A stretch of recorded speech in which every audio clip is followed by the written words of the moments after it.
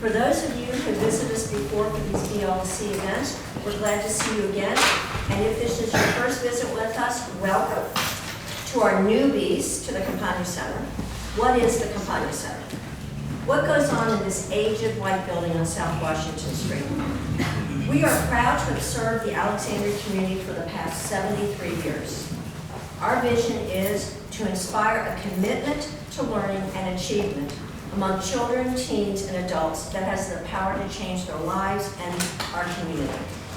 Our work impacts the lives of 2,000 people within our community daily.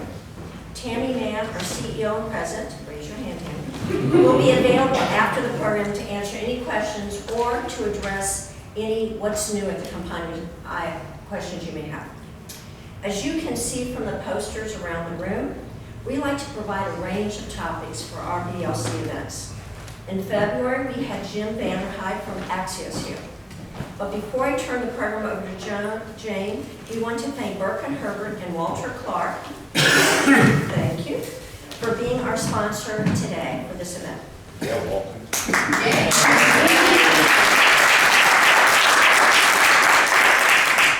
Today, we are pleased to introduce to you Jane Cobb, the Executive Director of the Securities and Exchange Commission's Historical Society. The capital markets are important to everyone that's in this room. Unless your idea of retirement planning is putting your money in your backyard, wearing it, then the capital markets are important to you. The Society's purpose is to preserve and to advance the understanding of the history and the evolution of the U.S. securities markets. Prior to her current position, Jane served as Chief of Staff and Senior Director of Public Policy at the Center of Audit Quality. That's important when you hear what else she's done. Jane had extensive experience managing her crisis management skills as Director of Congressional Affairs at the SEC during the implosion of Enron and the subsequent formulation of Sarbanes-Oxley. And she served as Head of Federal and State Legislative Affairs at FEMA prior to and during the aftermath of the 9/11 terrorist attacks. She also spent 12 years on Capitol Hill as a professional staff member on several committees. Jane earned both her bachelor and master's degree from Vanderbilt University. Please join me in welcoming Jane today.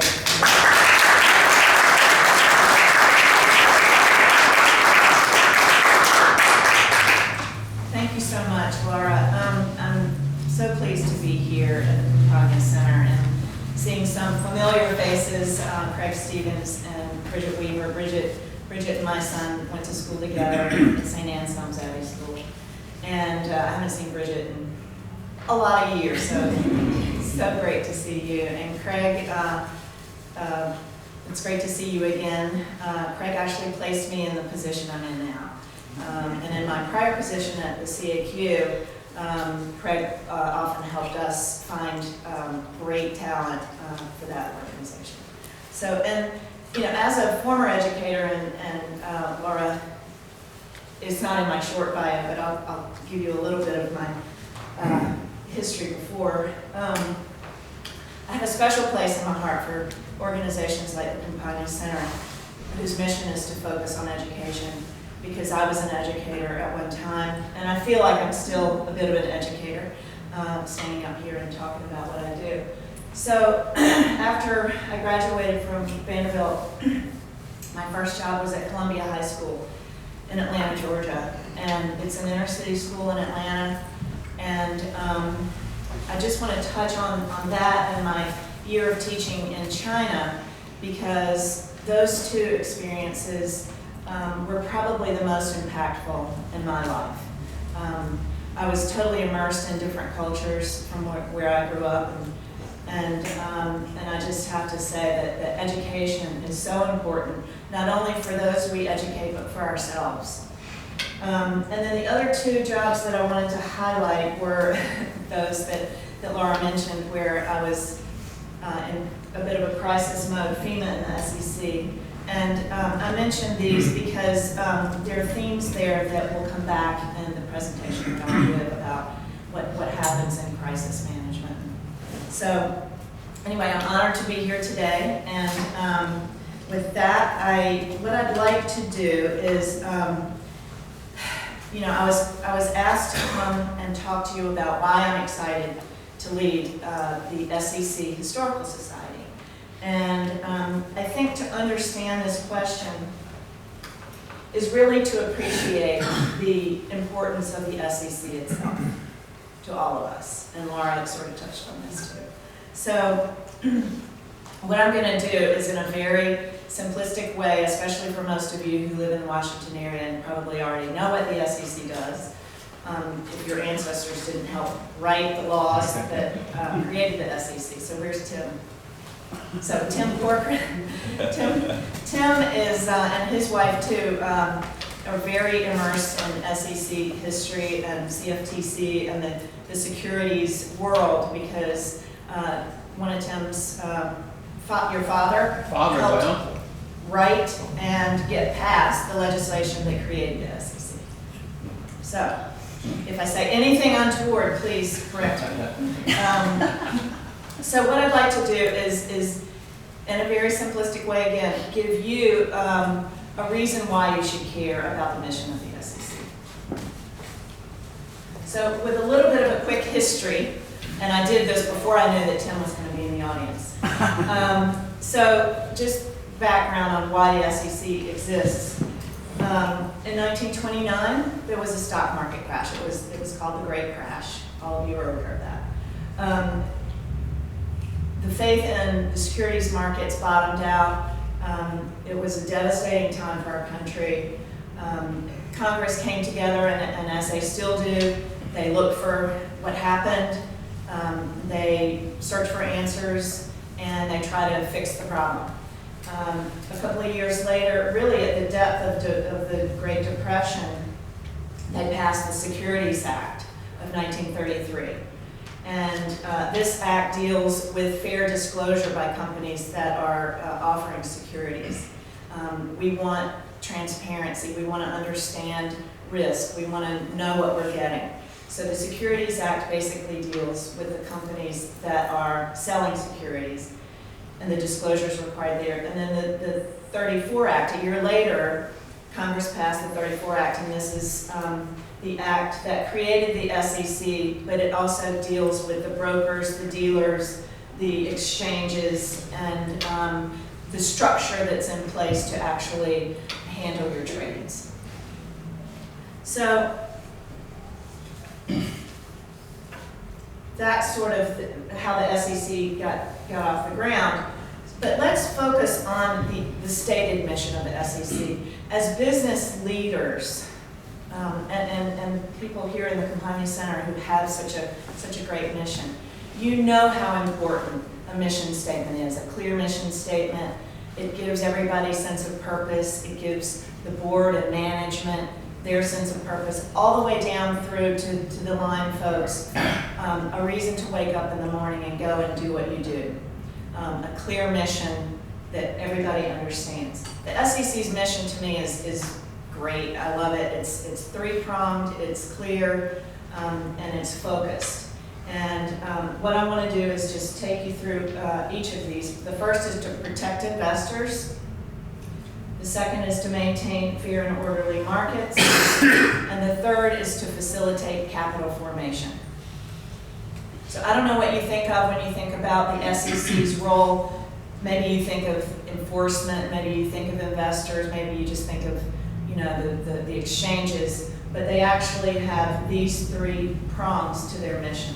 So let's take each one in turn, just to give you a refreshed appreciation for why you should care about the SEC. So, as a word to describe yourself when you're at a party or when you're at a meeting like this, you don't necessarily self-describe yourself as an investor.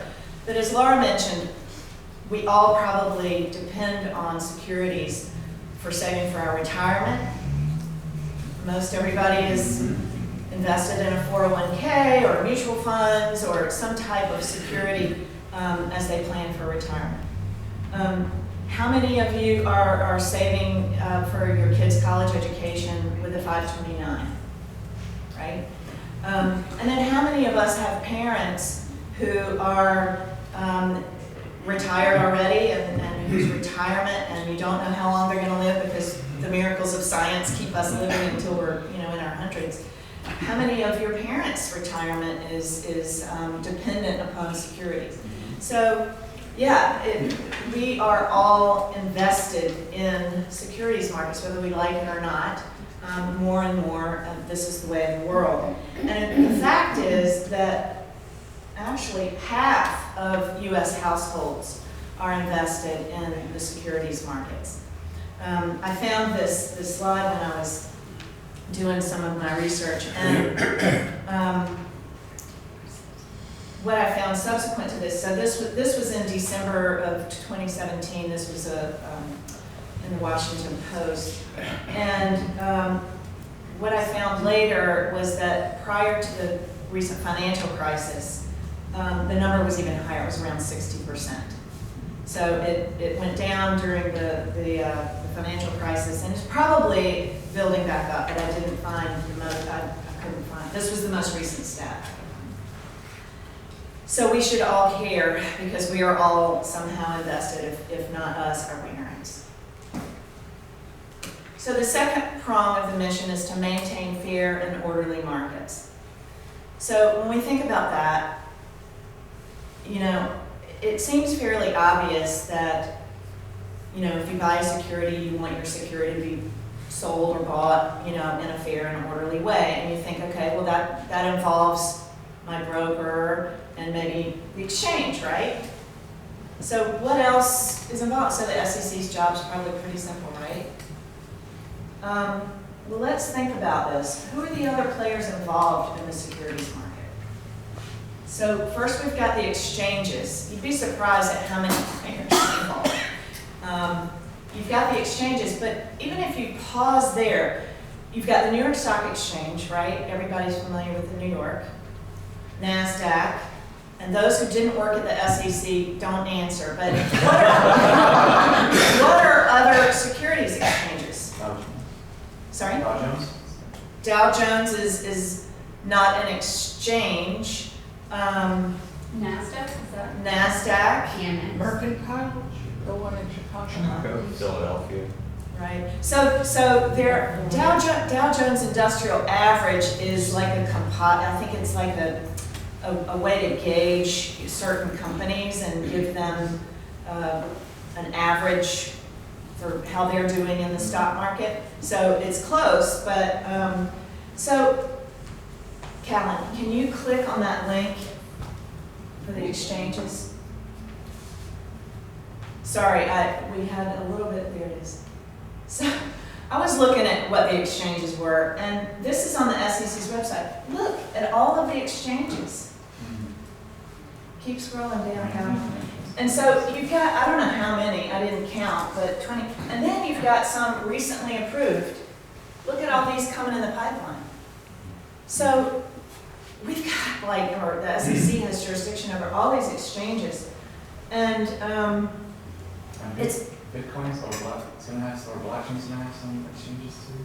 Yes, yes. And so the world has gotten really complicated in the last 10 years, I would say, maybe longer. When I was at the SEC, there were not that many exchanges, believe me. And with the technological changes that have come about, the SEC and the securities markets have had to change and grow with that. So I'm going to pause there for a second and just give a pitch for on June 1st, and I know that's Campagna's day for their gala, so not to compete with that. Hopefully that's at night. Our program is during the day. So on June 1, we're bringing together 3 former division directors of the Division of Market Regulation. It was called Market Regulation when I was there, now it's called Trading and Markets. And they're going to talk about the changes that have occurred over the last 30, 40 years and why there's a proliferation of securities markets, securities exchanges, and what's happened in the technological world, what's happened in the business world to create this need for all these exchanges, and really look at that. I'm looking forward to the program because I don't know the answer to that fully, and I want a better appreciation, because that's where our money's going, and that's where our economy is growing. So, let's go back to, let's see. Oh, so those are just one player. Besides the investor, you've got the exchanges. You've got the securities firms, the brokerage houses themselves. So you've got Fidelity and Schwab, and if you do your own trades, you TD Ameritrade, or the online trading things. You've got financial advisors who work in these houses. Some of you have financial advisors. These are overseen by the SEC.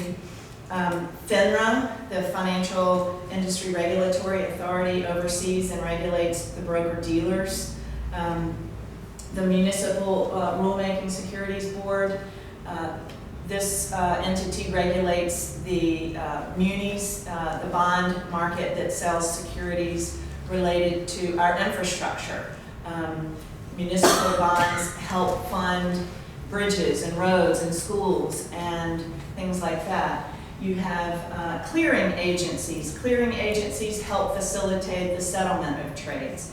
Transfer agents. Transfer agents are the ones that keep track of who owns what security and when. And securities information processors. These are now, these huge warehouses that contain all the servers that, are the behind the doors, the facilitators of these transactions. The credit rating agencies, did I skip one? Yeah, the credit rating agencies, Fitch, Moody's, S&P. So these are the raters of the credit that you're invested in. And SIPC, which is the insurance organization that you sometimes see at the bottom of things. SIPC insures up to $100,000 a year. So they insure your customer account, which is held in these brokerage houses, against their failure. So really, there are a lot of important players when you make a trade, or you're thinking about your investment, and all of these players are critical to you as an investor. You want there to be fair and orderly oversight and regulation of our securities markets because they're very complicated. So let's now look at the third prong of the mission. What's the importance of capital formation? So facilitating capital formation, on its face, capital is the engine behind small business and large business, and access to capital is really important. You need to be able to get a loan sometimes to do something to your house. Well, businesses need capital in order to grow, in order to get off the ground. So the SEC's role is, if there is a business that wants to go public and get capital that way, it facilitates that IPO process, that initial public offering, and multiple other ways that they facilitate business growth and development. And they have to keep an eye on this with all the other things that they're doing. So these three prongs, just to summarize, our securities markets are increasingly important to all of us because we are increasingly a society that is invested in securities. For saving for retirement, for buying a house, putting our kids through school. As our market system changes, how do we keep up with this? Someone's got to do it. The SEC has got a lot on its plate. We need sound market regulation. And finally, we all share this interest in a growing economy, so access to capital is critical. It's important for producing jobs, for improving our standard of living, and protecting our savings and making sure that we can retire, or not retire, as some of us may never retire, but that we can live a long and healthy life. So that's why we should all care about the mission of the SEC. So we're back to this question, why am I excited to lead the SEC Historical Society? I've given you a real 101 version of why we all should care about the mission of the SEC. But what I can't give you is the appreciation that I gained working there for those 5 years at the SEC when we were in crisis mode, and I saw people in that situation rise to the occasion. And these are some of the smartest, most dedicated people that I'd ever worked around. And it really gave me a much deeper appreciation, having been in that situation with them, having to take them to the Hill and explain things, having them then have to turn around and come up with the regulations to implement what they were charged to do in a way that kept their eye on investors, the fair and orderly markets, and the capital formation all at one time. It's a real interesting balance, and it gave me that appreciation for why I'm now doing what I'm doing.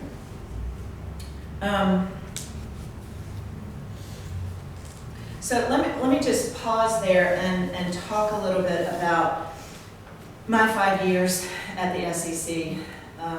So when I went to the SEC, I was leaving FEMA, or I was considering leaving FEMA when I got the opportunity to go to the SEC. And when I was at FEMA, I was there, like Laura said, during 9/11. And at that time, I took the job at FEMA not knowing 9/11 was going to happen. None of us knew that was going to happen. I had 3 young children, 3 boys, 2, 5, and 7 at that time. And I was spending most of the time in New York City at Ground Zero, trying to help Congress understand, trying to help FEMA, engage with Congress in a way that could react and respond and deliver what they needed to deliver in terms of an explanation and what's going to happen next and what was the role of FEMA going to be. I mean, traditionally they were putting out fires and dealing with floods, and this terrorist attack was really after Oklahoma. It was years after the Oklahoma City bombing. So this was a new thing. And whose jurisdiction was this really? And so it was a very complicated time. And I was rarely at home. So when the opportunity to work at the SEC came along, I thought, wow, I might get to see my family a little bit more. This quiet little agency, and so I took the job at the SEC, and Enron had been in the headlines. There was no doubt about that. But what I didn't know was that, and there were conversations about whether Enron was just one bad apple.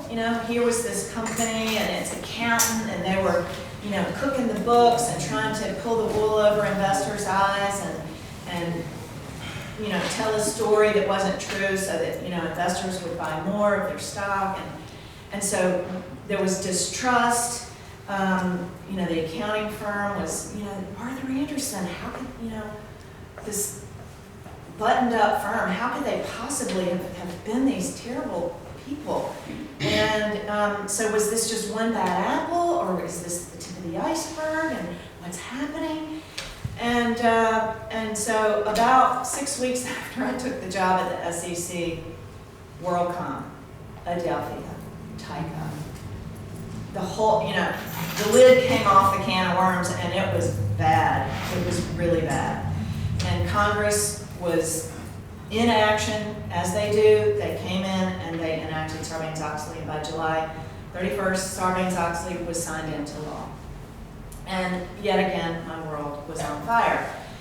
And I was in DC, thankfully, but yeah, it didn't help on the being able to see my kids a lot more. But that was okay. Again, what you see in crisis mode, and I saw this at FEMA too, people, get clarity real fast. You can prioritize, you know what's important, leaders lead, followers follow, and often what I saw was that depending on how complex the situation is in crisis, some parts of the crisis, the followers become leaders and the leaders become followers. You have to think about that for a second, but depending on what needed to be done, those roles can be switched. And they're both important because you can't have everybody lead, you can't have everybody follow.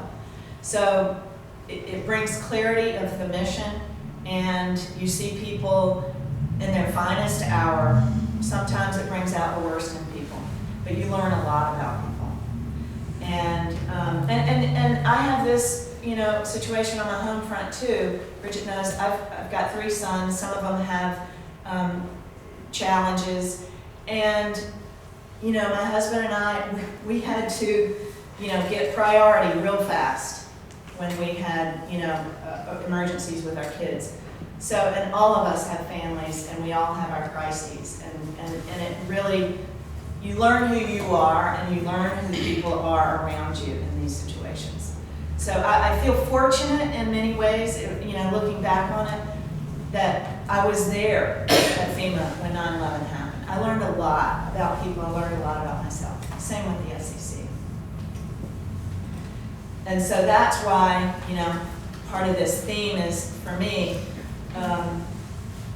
the SEC does important work, but they're always in crisis mode. When I left the SEC, I thought, I can go, the Center for Audit Quality and help. This was the outgrowth of my experience at the SEC and working through Sarbanes-Oxley.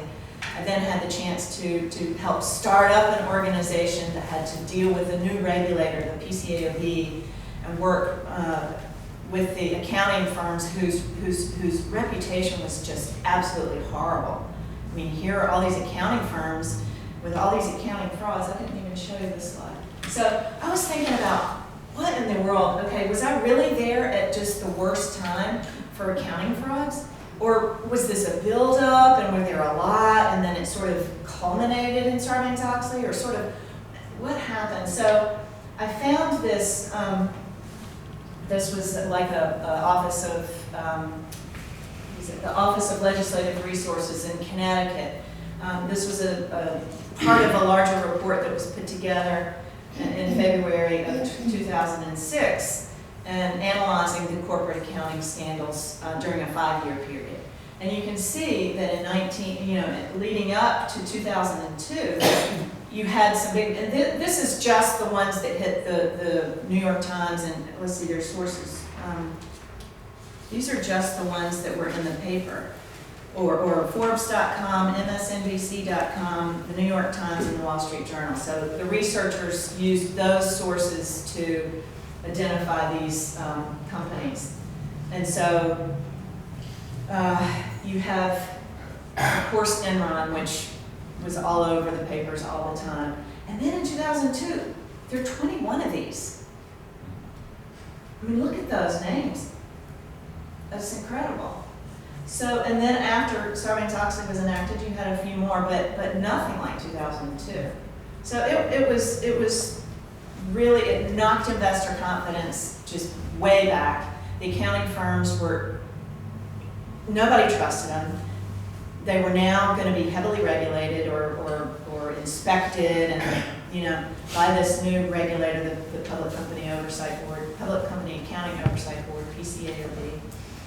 And they deserved it, and they knew it. And they were like, where do we go to get our reputation back? And so they said, okay, we need an organization like the Center for Audit Quality to help us take this medicine, to do the right thing, and to be a part of a system that we should have been a part of all along, which is, these gatekeepers, part of corporate governance. You're not supposed to help your company pull the wool over our eyes, right? So this is what the Center for Audit Quality did, and I did that for 9 years. And then the opportunity to do something else came along, and that was to lead this organization called the SEC Historical Society. And I thought about it. I've been at the CAQ for 9 years. It was a great run. I learned a ton. This was a startup organization. I was the second in command. I helped hire people. I helped implement, our policies. I helped the accounting firms figure out what their messages were and their things. So it was an incredible experience. And then this came along, and I thought, well, I can probably, I think I could run, a nonprofit. I haven't done the fundraising. The CAQ was dependent on really sort of association fees. It didn't have to do a lot of fundraising. But I think I could ask people for money, even though I don't like doing that. If I can make them believe that what they are giving to is important, then that should sort of come naturally, maybe. So that was the tentative part for me. But the rest was, I felt like I could do. We're very small. So what are we exactly? So we are a nonprofit. We're not connected in any way to the government agency. We don't get any government funds. And so we are a 501c3 nonprofit. And how did we come about in 1999? So some of these names some of you may know, but then Chairman Arthur Levitt apparently had been at a dinner or a lunch or something at the Supreme Court Historical Society.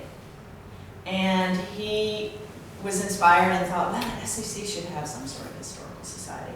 So he reached out to his predecessor, Chairman David Reuter, who was a couple of SEC chairmen back. He had gone back to the University of Chicago to teach.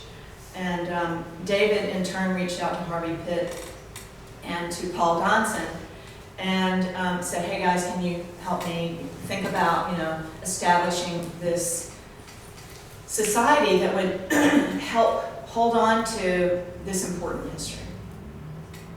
And they did, and so they started talking about this in 1999, and then they originally conceived of the SEC Historical Society as a brick and mortar structure.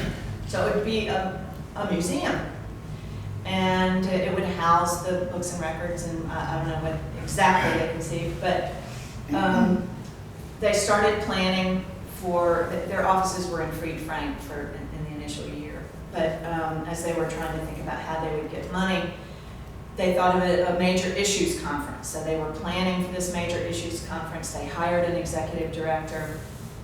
And when was the major issues conference? It was scheduled right after September 11. So September 11 happened. Planes were grounded, if you remember. Nobody was flying. Nobody was traveling. Everybody was, what the heck is going on? Family focused, again, in crisis mode. And so some of the board thought, well, we should not do this issues conference. We should cancel it. And then others thought, well, no, we've done all this planning, we should go forward. Well, the latter prevailed, and they did not raise the money that they needed. And they went into the red. They had to let go of the executive director. And the board sort of disbanded loosely, but they were still talking. They still cared about this thing. They believed that it was important.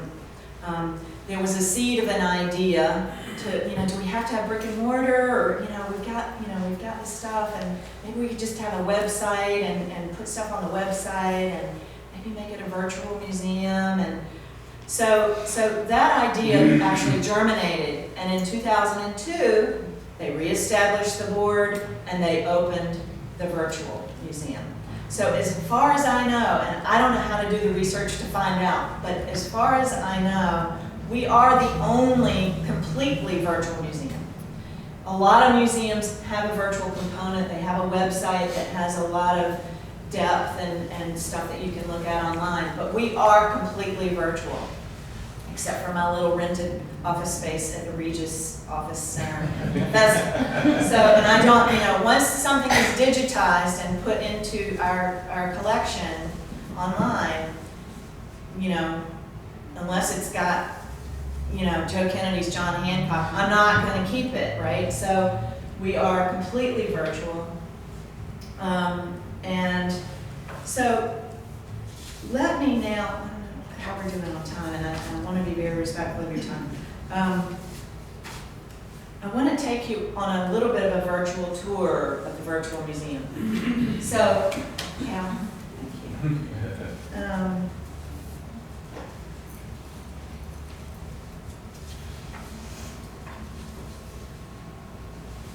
Okay. So this is the virtual museum, and on the home page, we have sort of our current things going on either in the museum or have just happened. So the regulation and market structure from ATS to NMS, that's the June 1 program. It's at 12 noon at the SEC. It's free and open to the public to show up and get through security. You can go and sit and listen to why and what has happened to our markets and where are we today and where are things going possibly. And then on the right-hand side are things that have recently happened. So scroll up just a little bit. This was a roundtable of SEC enforcement directors. We brought back every living enforcement director that could possibly make it. There were 10 of them, going back to Stanley Sporkin was there and on through. And Georgetown helped us put that on, and that was fascinating to hear these enforcement division directors talk about the changes, the challenges that they face, the changes over time, how fraudsters have, and they're all out there still, how they change and grow and how the SEC has to run and keep up with them. So that was fascinating. Okay, so we have sort of current events on our homepage. On the left-hand side is basically the contents of our museum. We have a timeline that you can click on that, Callan, if you don't mind. And basically, scroll down just a little bit. It juxtaposes what happened in the regulatory world as related to securities with events, major events in the world, so that you can kind of get a context for what was happening in the world as the securities laws changed. So back out of timeline. And what we have in the museum, and we've kept the parlance sort of related to museums. So we have galleries and exhibits. So our galleries are a way for us to tell a story about a particular event or timeline or insider trading or a period of history. And let's scroll down just a little bit further, sorry. A little bit further, we have 16 of these. Let's go to the creation of the SEC, since we have Tim. Is Tim still here? Yes. Okay, so we have the creation of the SEC, and this is a gallery.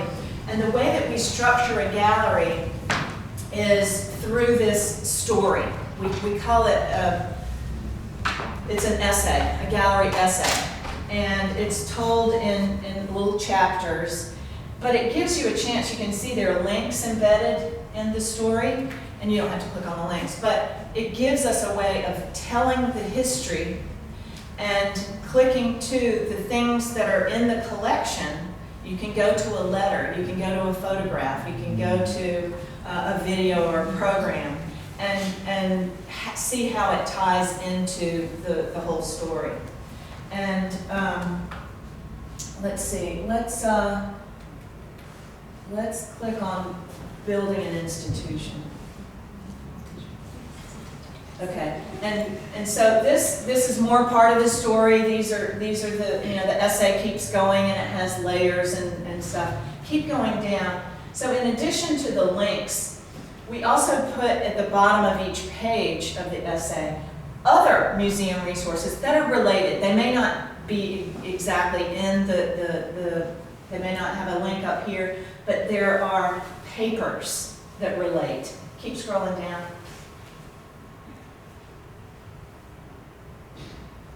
Let's get to a little bit further. Okay, photos. Yep, so photos, programs. And let's stop right here. Let's see. Oh no, and then film, radio, and television. I wanted to stop right here because this part of our, so these are the different types of materials that we have in the museum. Photos, programs. And we actually have film, radio, and television. So one thing that our museum is we're not a collection of everything SEC. The SEC collects everything SEC. Its speeches, its pronouncements, its proposed regs, stuff like that. They have that. Once it's on the web, it's always on the web, as we all know. What the museum, what the SEC Historical Society tries to do is collect unique items so that we're sort of a different place to go. And we hold this history, which is hard to find elsewhere, and we piece it together in a way that we hope will convey what's happened, or at least give you something to think about. So let's click on Joe Kennedy, and this is very short, but we do have the video. And there he is, and if you can click, and this is old. The Securities and Exchange Commission is undertaking its duties with a profound sense of the responsibility which has been imposed upon it in response to a widespread demand on the part of the American people. When the President communicated this demand to Congress, he said, "It is my belief that exchanges for dealing in securities are necessary and of definite value to our commercial life. Nevertheless, it should be our national policy to restrict as far as possible the use of these exchanges for purely speculative purposes." With these views of the President, every member of the Commission is in hearty accord. Okay. So it's kind of cool. So back to this, if you could go to the film, radio, and TV. So this is one of my favorite areas of the museum because it does have this really old stuff. We have only 40 items in this in the film, radio, and television section, but it's the kind of thing that if you start looking at this, you can't help but maybe look at another one, and you're like, oh my gosh, look at what they were wearing. Oh my gosh, look at that car that made cars like that. Or, the architecture. It sort of becomes, you see your kids, on YouTube. It's like that. That's how I feel. So what I thought was just give you one or two more little things that I thought were okay, Calvin, let's see, scroll. Dr. Julius Klein. Okay, here is the 1929 crash. Before you click on him, let me give you a background. So this is right after the crash. SEC did not exist. Julius Klein is the Secretary of Commerce. The world is falling apart. And clearly, the president or somebody has said to this is the business leader of the United States at the time, get up and say something, do something, So let's listen to him for a second.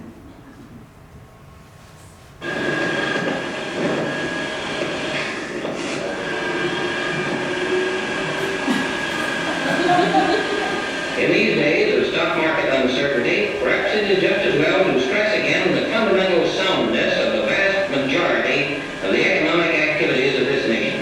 After all, the stock market is not the major barometer of business. I say that with all due regard for the admitted value of the services of the exchange, and with all due sympathy for the many who have lost heavily in its recent operations. But after all, there is something deeper that lies behind our economic fabric, and that is based upon more fundamental factors.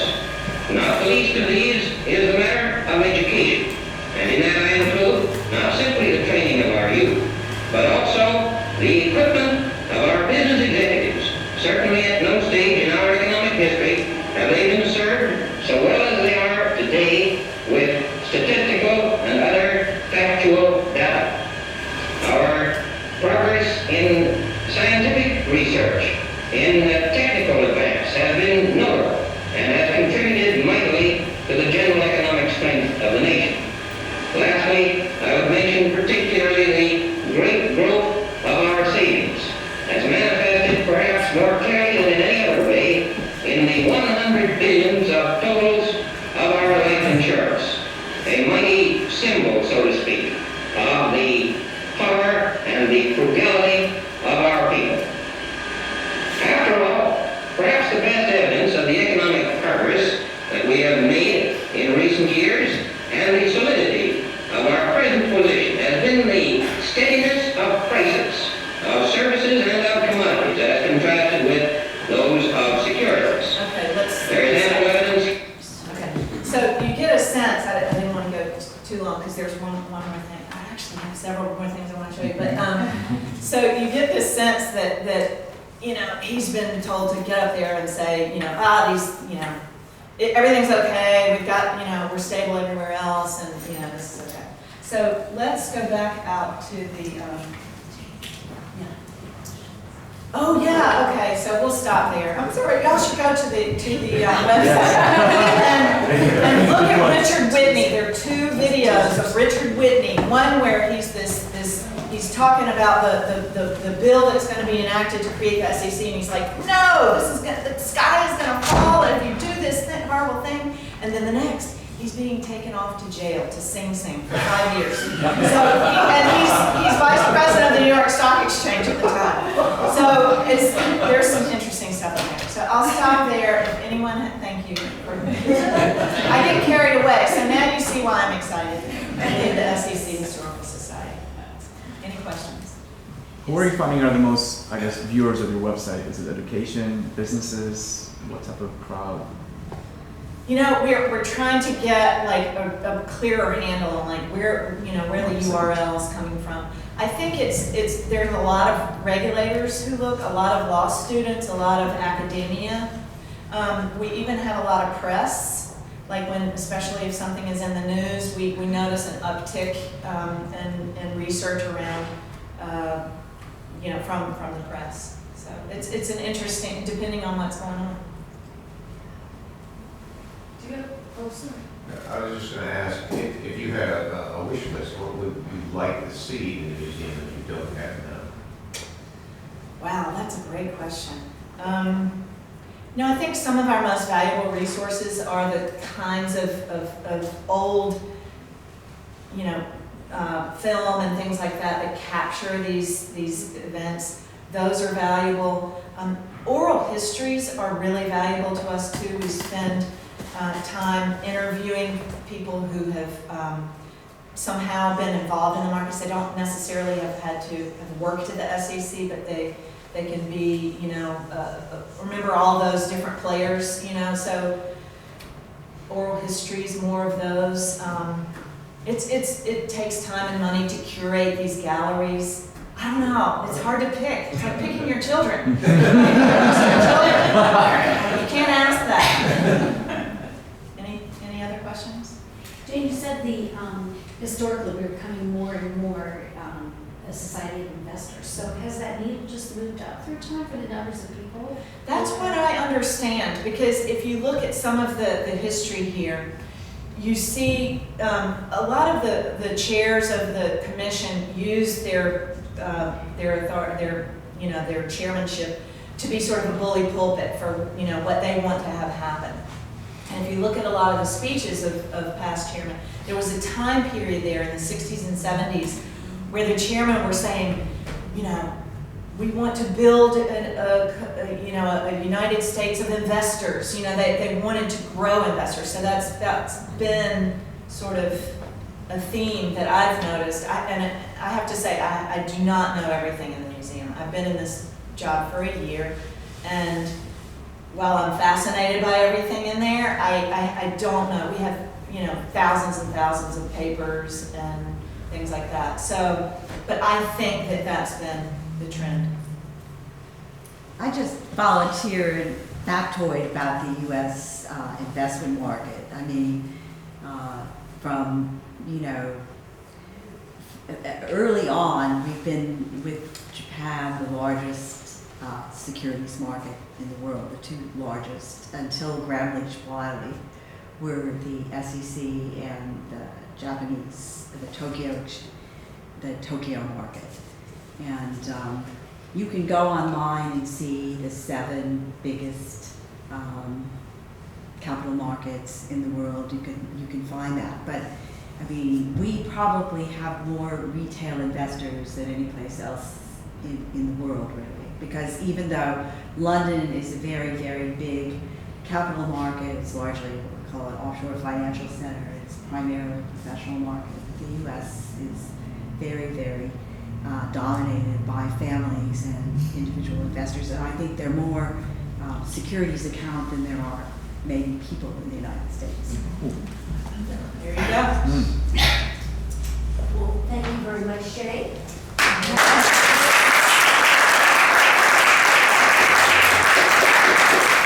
Thank you all for coming today. Our next BLC will be in the fall, and when we have, you'll see press when we've got the date and the speaker nailed down. And we thank you for your support, and Tammy's available if you have any specific questions about the Campagna Center, and I'm happy to answer anything. Thank you for your time today, and have a good day. Thank